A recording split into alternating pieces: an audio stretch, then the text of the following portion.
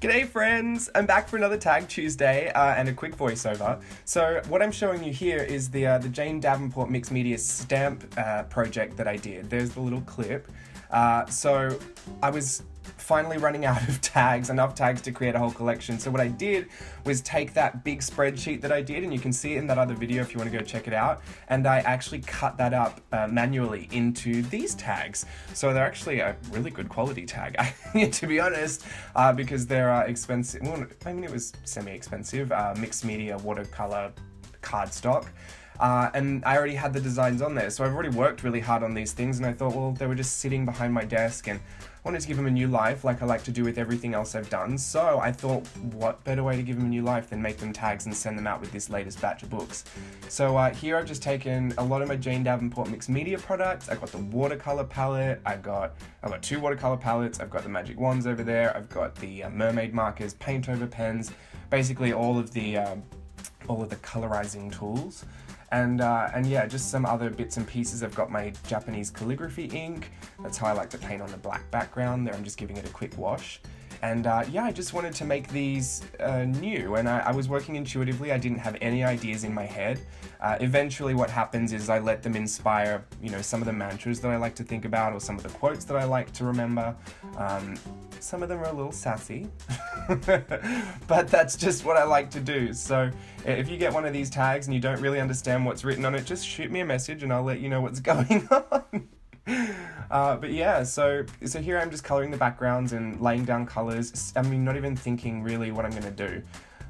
Sometimes I just like to push myself and let, the instincts take over, and then use my brain to figure out what to do from that point on.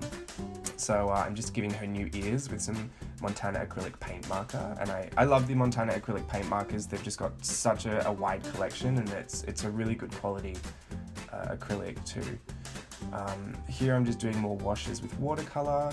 Here I've got my favorite white paint pen, the Posca, and I've got a Sakura jelly roll, and I'm just taking elements of the doodling from that image and just laying it through into the background just to make it a little cohesive, and I thought that'd be fun to do.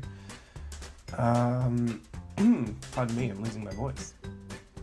This one was a little bit of a struggle, the purple. I don't typically work with just all purple, so I was a little afraid to add more. Here we've got, some of these tags are, I guess, duplicates, but it was from the project that I did, and I was showing everyone how you could, depending on what you added to the stamps, you could take it from a very simple beginner place right up to an advanced, very heavily worked on piece. So a couple of these are the same structure or the same type of face, but they turned out really, really differently because I didn't want them to be the same. I wanted to see how different they could be, and they're not outrageously different, but they're different enough.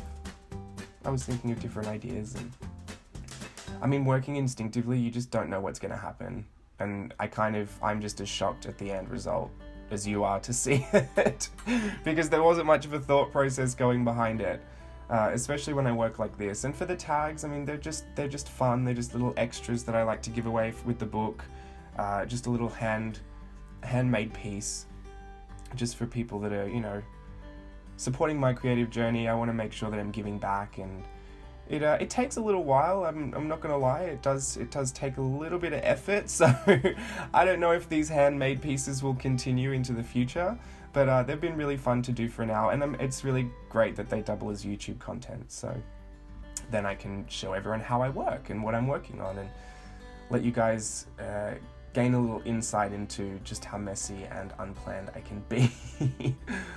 Which I think is the best way. It's the least stressful way to be.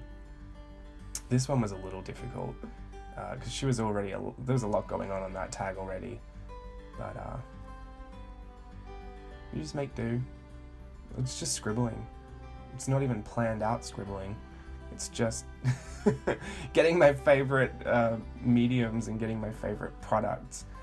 And sometimes I find that if I've got, favorite paint markers or favorite, the mermaid markers, they'll actually encourage me to be more creative with, the way they work. I don't know if I'm explaining that correctly. Sometimes I just let the medium take over. So if I've got paint, I'll be painterly. If I've got, an ink pen, I like to be really sketchy, and I won't think about it too much, but I've played with enough of these products now to know how they work and to know what I like to do with them. So I guess it is instinctive, but it's a little premeditated because I have worked with them. I've worked with the products, extensively at this point, which is great. And I'm always on the search for new products. So if you guys have anything that you love that you don't see when I'm working, let me know in the comments below, and I'd love to check out what you guys love to work with. And maybe incorporate some new tools into my tool belt. Anyway, we're coming up to the end. I'm going to show you a bunch of close-up clips of the tags. I hope you enjoyed it. If you've got any comments, queries, concerns, tips, tricks, techniques, everything you love to chat to me about, let me know in the comments below, and I'll see you for another video soon. Bye!